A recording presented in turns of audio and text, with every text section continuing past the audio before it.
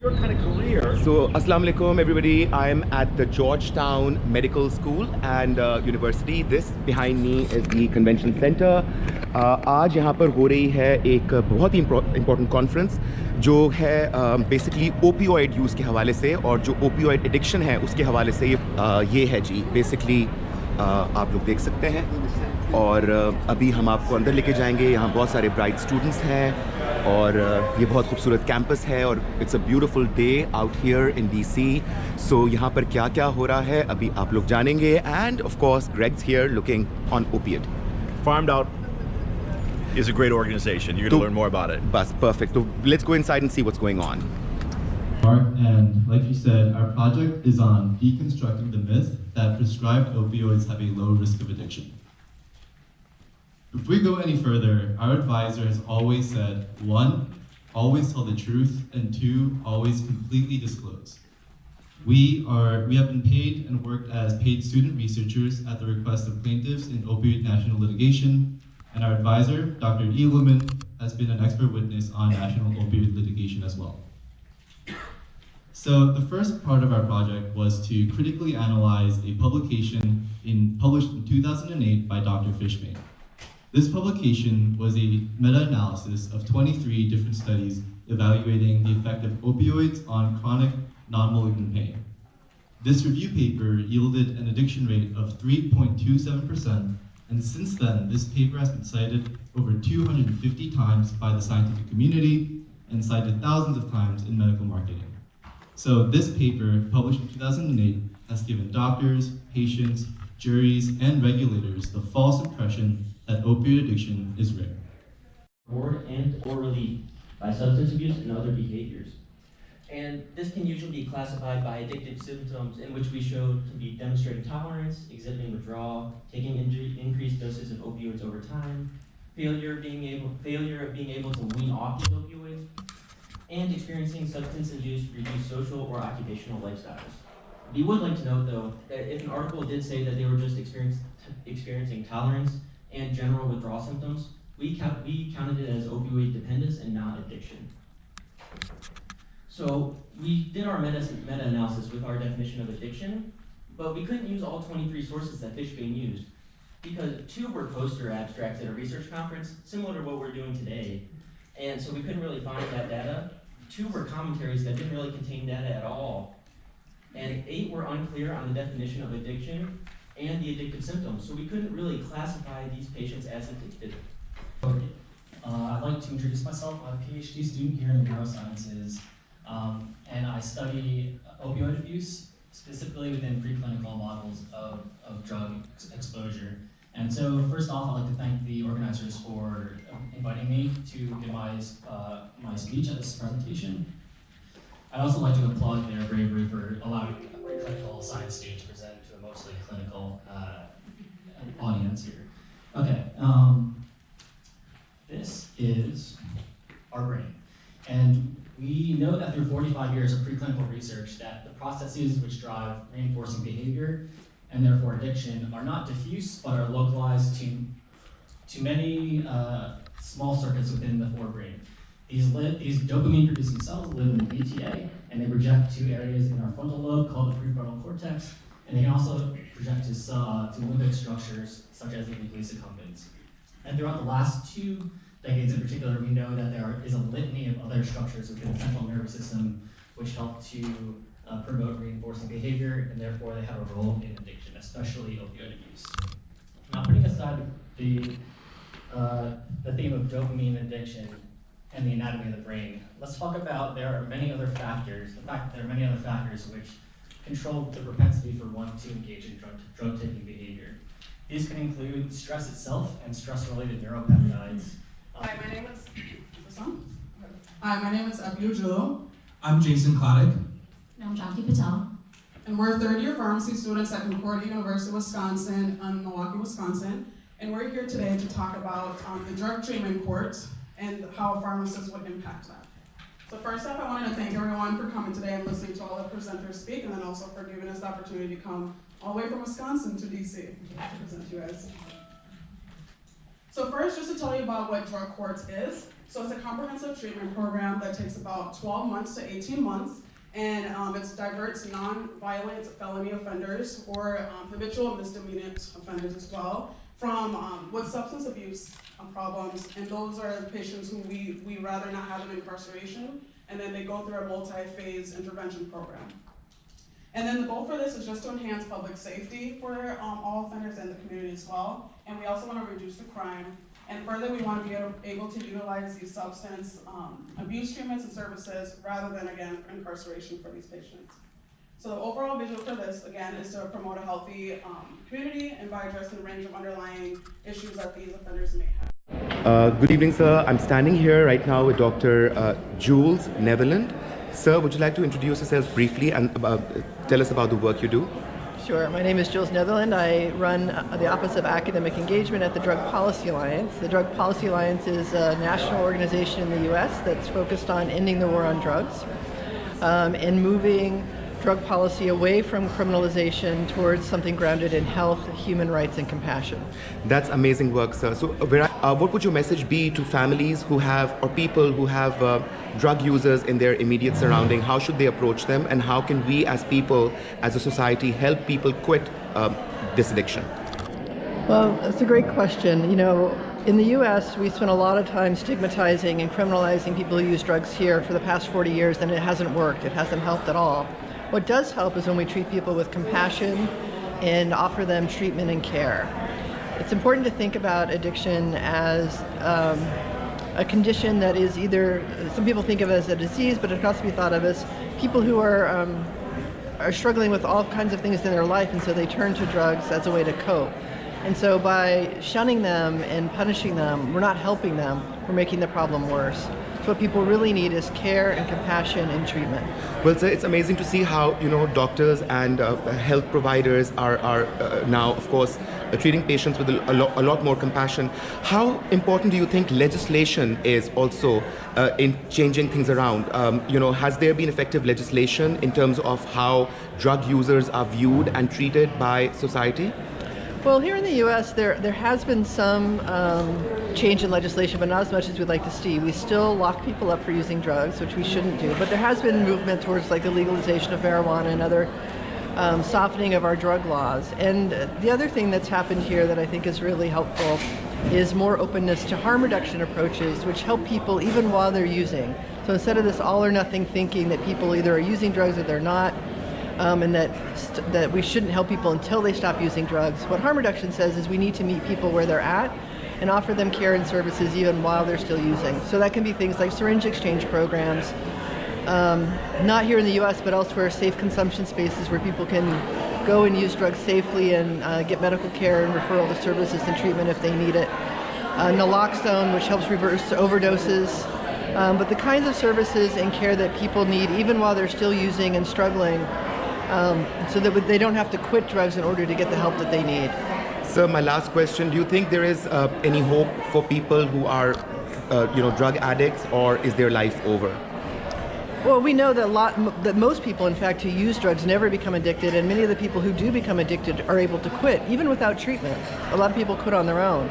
We tend not to hear about those folks because they're not the people that we hear about or see on the street. What we see are the people that are sort of the most down and out and struggling the most. But the reality is there's a tremendous amount of hope, and that most people are able to overcome addiction, especially if we give them care and love and support and the services that they need. Thank you, sir. Any message for Pakistan and Pakistanis? Good luck. I hope you can treat the folks that are using drugs and others who are struggling with all the love and care and compassion you can find. Thank you, sir. Thank you. Pleasure talking to you, sir. She didn't know what these shots were, she just knew that they were making the pain much worse. So she was switched to Tramadol and Lyrica. Upon picking these prescriptions up, she had the opportunity to talk with the pharmacist about these prescriptions, but chose not to at that time.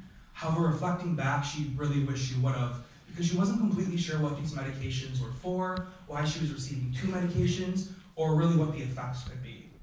She wasn't taking any over-the-counter pain medications and wasn't really sure if she could or if the pharmacist could allow that with these new prescriptions. Ultimately, she really felt like her pain management was being limited. She felt that the providers she had were kind of limiting what they were giving her because they knew that she was part of this drug court program. Finally, she wasn't experiencing any mental health concerns at that time, but she had experienced emotional pain in the past from a loss of a family member. So as we can see, with this patient alone, there are so many ways in which a pharmacist could have stepped in and helped her, but this is not specific to this patient. The needs of the patient's health and healthcare concerns.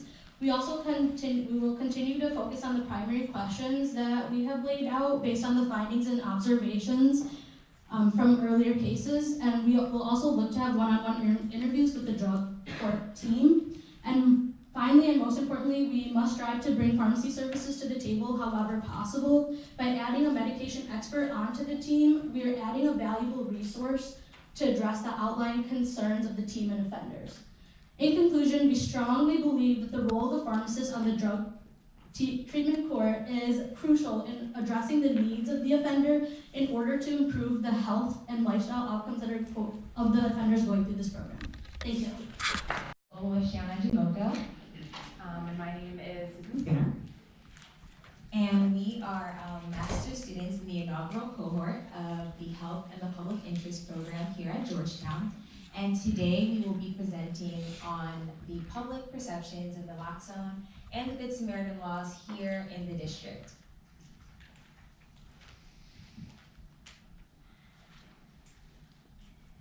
So the general purpose of our research and for the study that we did was really to gauge public opinion surrounding opioid use, naloxone use and distribution, as well as Good Samaritan laws and protections.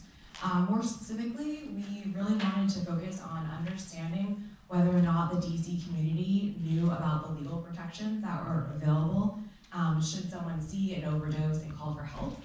And this was particularly important since in the beginning of this year, it was announced that DC MPD would start carrying naloxone. This was a much long-awaited move since DC has been distributing naloxone kits at a much slower rate than other major cities.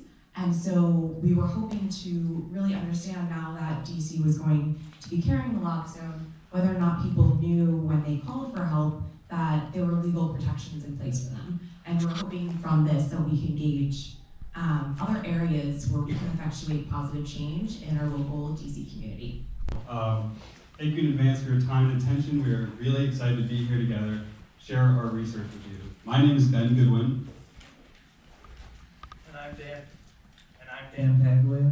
And we, along with Judy Butler, Matt Dempsey, David Lim, Dr. Hugh Berman, and with the help of Dr. Bonnie O'Connor, we've been working on a qualitative analysis of the extended release, long-acting opioid risk evaluation and mitigation strategies, continuing medical education modules.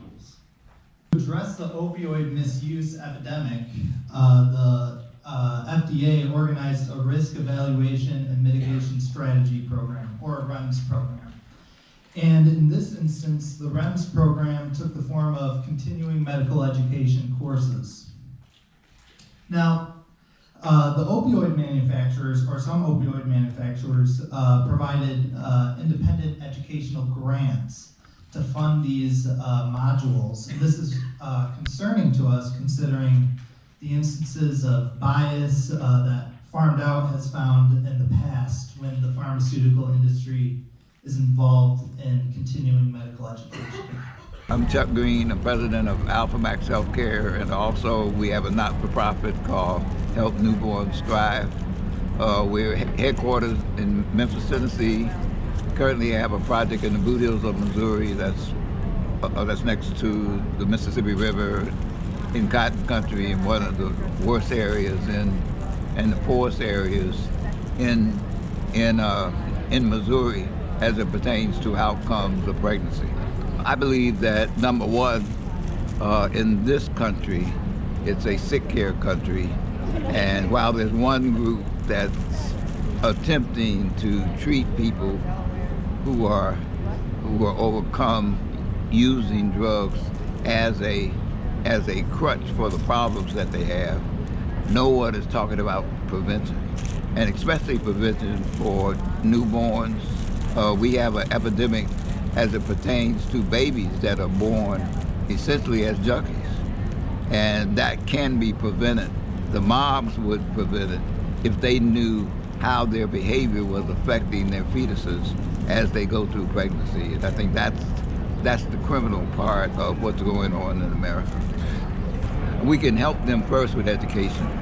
There was a time, let's say for the last 20 years, we've been working in the same area next to the Mississippi River in West Tennessee, in Mississippi, and eastern Arkansas. And we've been able to reduce the prematurity rate quite greatly. But what we found was that reducing the prematurity rate also reduced the revenue stream for hospitals and for people who profited off of the sickness of babies. We deteriorate in terms of our morals, in terms of our standards, in terms of our leadership. People are more destined to seek solutions that to the poverty that they have, to the loss of jobs for the middle class. And you actually see the greatest increase in opiate use and deaths amongst white middle class, not blacks. Blacks have been going through this for 50 years. But the new addict, the new people who are dying are the white middle class who have promised the things to replace the Rust Belt and haven't gotten it and have just gone into despair. I'm a war baby. I'm 74 years old. I'll be 75 in 5 weeks. My parents survived the Depression, and then we had World War II. These current users, these current people with current problems haven't seen the greatness of America. They've only seen people who want profit, who have greed, and that's what's driving our economy today. What we really need is a movement that returns to a standard that's higher than just accumulation and fake fame and 10 minutes of fame. To Pakistan. If I were Jesse Jackson, I'd say keep hope alive. Keep pushing. You all have some of the smartest people in the world. It's a shame to see that there is no movement to share what you have with others in your region. We have created some educational materials, and we're continuing to have outreach with some of our community partners that we started reaching out with in the beginning of the semester. So our work is ongoing, and we hope to continue to further educate people. But yes, we would like to let everyone know about the Good Samaritan protections. We are currently trying to get more pharmacists involved in the drug treatment court program, or even pharmacy students, as we believe that this is something where they can intervene. Currently, a lot of these offenders, they're taking multiple, very complex medication histories, are going to different providers, and we believe that if we have a pharmacist there, we're able to access the PMP, which is a monitoring system where we can see a lot of where patients are getting a ton of opioid medications, or even any other medications and from what states and such. And so we believe that having pharmacy students there would be able to push these offenders to better themselves as well, and kind of decline the amount of medications that they may be taking. Okay, thank you.